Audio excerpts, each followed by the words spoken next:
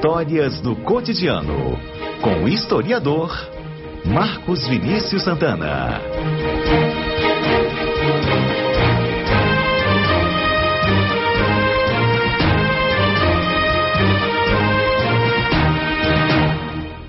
Olá, Marcos, tudo bem? Fala, Mário, como estamos? Tudo certo? Tudo certo, amigo. Festa junina é algo histórico? Tem uma tradição? Por que a gente comemora a festa junina? Eu sempre ouvi que era para celebrar a colheita do milho no Nordeste, mas não sei se isso de fato é verdade, Marcos, a origem desses festejos. Isso, é basicamente isso. Primeiro, pedir desculpas por não estar aí no programa hoje. Estou me recuperando de uma conjuntivite, nem sabia que isso existia ainda. Eu peguei esse ano, conjuntivite. Peguei uma leve, graças a Deus. Pois é. Aí passei esse final de semana de molho. Inclusive, eu até te encontraria se eu tivesse tranquilo, tá? Porque eu tive aniversário no Repique. Ah, eu fui lá, isso, no sábado. Poxa, exato, mano. Aniversário. Pois é, aniversário do nosso amigo João Felipe. Aproveitar para mandar um abraço para ele, diretor da Liga do Grupo Especial Grupo Especial não, que agora unificou, né? Mas do grupo da Liga do Carnaval Capixaba, né? Um dos maiores mestres de sala que esse estado já viu. Um abraço, João, feliz aniversário. Não pude estar presente, mas ano que vem nós estaremos lá. Filho do Maurinho, que falou exatamente. Que me viu menino lá em Goiabeiras e acabou comigo. Contou histórias que não devia ter contado, mas paciência. Pois é, gente boníssima da nossa cultura. Um abraço mas aí Maurinho vamos... para toda a família. Isso aí, seguimos daqui e falar sobre uma das maiores referências, né, que é a nossa festa junina. Como você falou, se desenvolveu fortemente no Nordeste, mas se a gente for pegar a história mesmo, a origem, a gente tem os rituais pagãos lá da Europa, né, precisamente o norte da Europa, que eram rituais. Quando a gente fala pagão, Mário, é tudo que se desenvolve culturalmente e religiosamente fora do cristianismo, né? E aí eram rituais de colheita, né? Principalmente celebrando a chegada do verão naquela localidade. A gente chama de solstício de verão, né?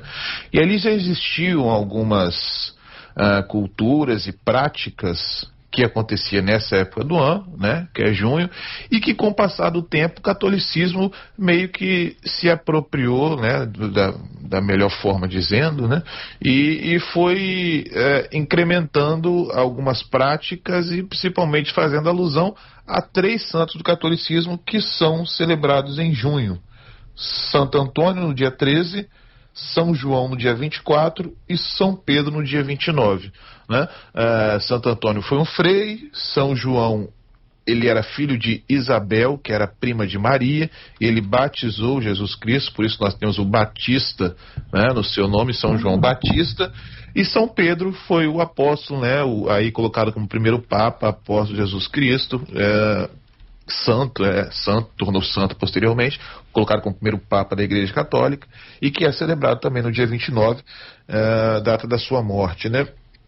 E aí esses rituais foram incorporados, essas práticas, né, pagãs foram incorporadas ao catolicismo e celebrados diretamente com esses santos no mês de junho. Em Portugal ainda tem muito forte, né, a festa de São João lá, que é bastante forte, mas a festa junina em si, que a gente conhece, se desenvolveu muito aqui no Brasil e principalmente no Nordeste. Que a gente pode falar inicialmente? Primeiro, que festa junina hoje, como a gente chama, é em alusão a junho, né, ao mês junho, mas que por muito tempo, até anterior à concepção de junho, na verdade era festa joanina, porque era em alusão a São João. E a grande referência disso é a fogueira, né? A fogueira em si, mesmo ela já sendo usada nesses rituais pagãos lá do norte europeu, ela foi incrementada a uma narrativa que diz que Isabel, prima de Maria, mãe de Jesus Cristo, ambas ficaram grávidas no mesmo período, né? Tiveram filhos muito próximos.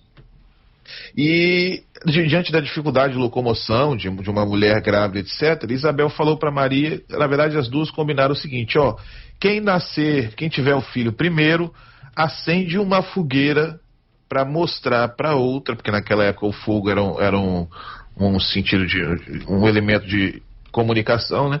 Acende uma fogueira para avisar para outra que o filho nasceu.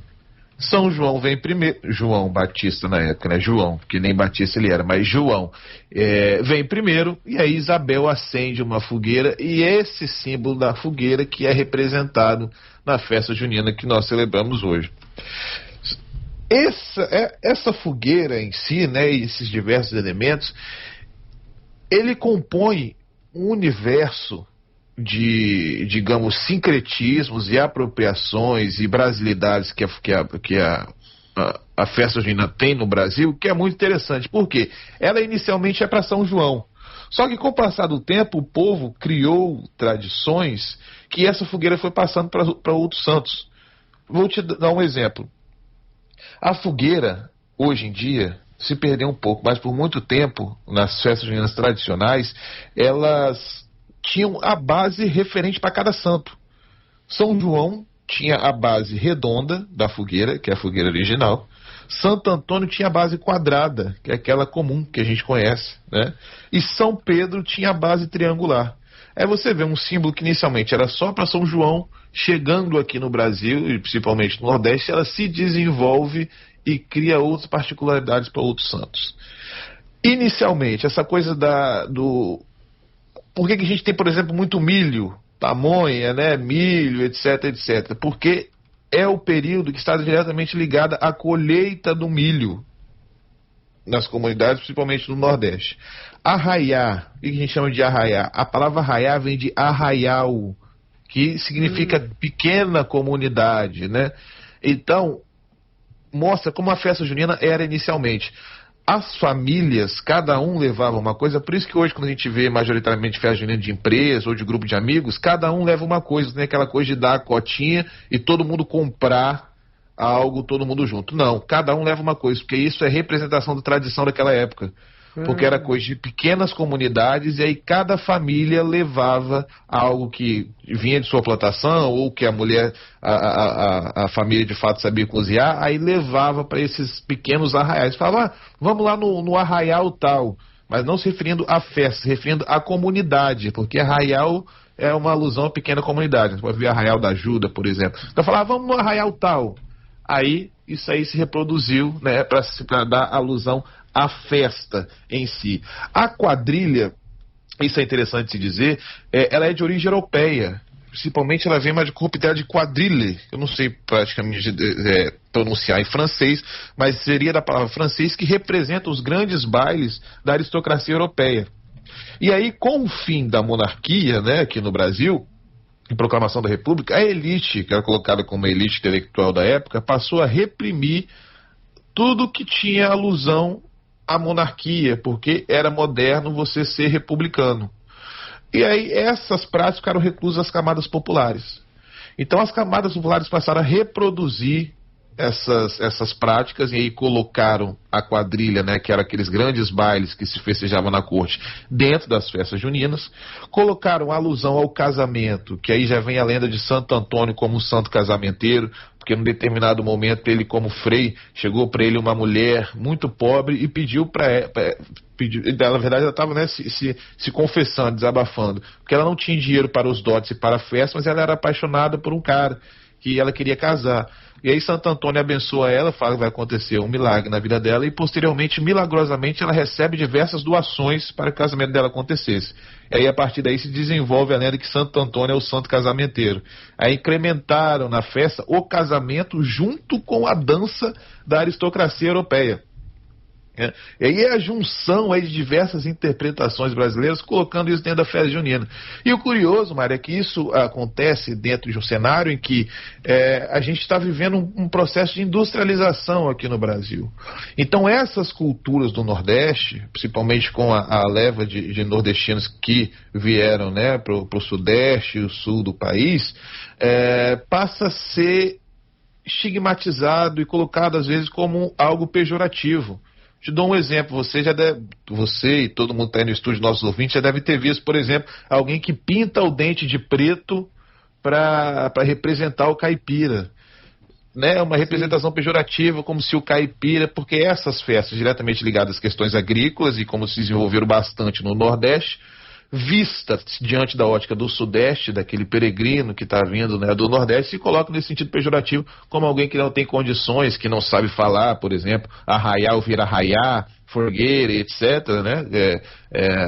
Exaltando não, mas dando um sentido caricato ao sotaque, né?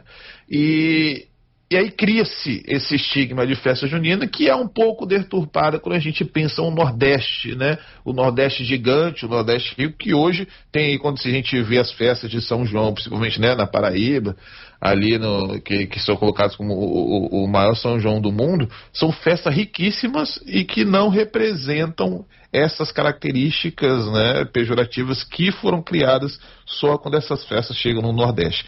Mas, para além disso, quando a gente vê mesmo as festas juninas em si, a gente vê uma representação desse mosaico cultural, né, e popular que é o Brasil, e que eu coloco aí como uma das grandes representações do nosso país.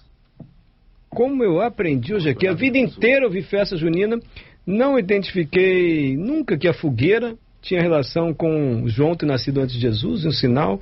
Arraial, não sabia que era cidade pequena.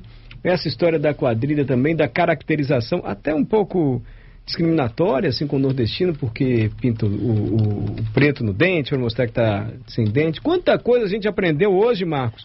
Obrigado, Exatamente. Viu? Não, eu que agradeço. Legal. É sempre bom a gente falar da nossa cultura e deixar para os ouvintes aí, se tiver festa junina, convidar a gente, né? Eu só fiquei com um pouquinho, assim, de dúvida. Você acha que hoje, se a gente for numa festa junina, botar remendo na calça, camisa xadrez, ainda é uma caracterização pejorativa ou também é uma brincadeira? Não tem problema. Não, o remendo eu não vejo. É porque o remendo em si, até o xadrez, é legal você falar isso. Porque o xadrez, ele é ligado diretamente a essa questão do homem do campo, né? No homem do campo se usava muito xadrez, principalmente por ser o pano relativamente mais barato. Então, estava muito ligado ao remendo em si. Eu, particularmente, não consigo ver o remendo como algo, assim, realmente pejorativo, por mais estar ligado à vestimenta do campo.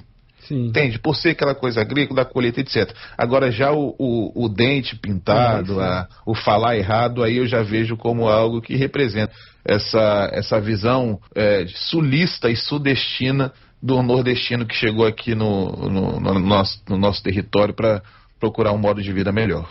Perfeito. Muito obrigado, Marcos Vinícius Santana. Sempre um aprendizado com você aqui às segundas. Valeu, um abraço até semana que vem. Melhoras a semana que vem eu tô aí. Isso aí 3 dias passa conjuntivite, mas não pode ter contato com outras pessoas. Não pode. Isso aí. Tô em isolamento. Isso aí.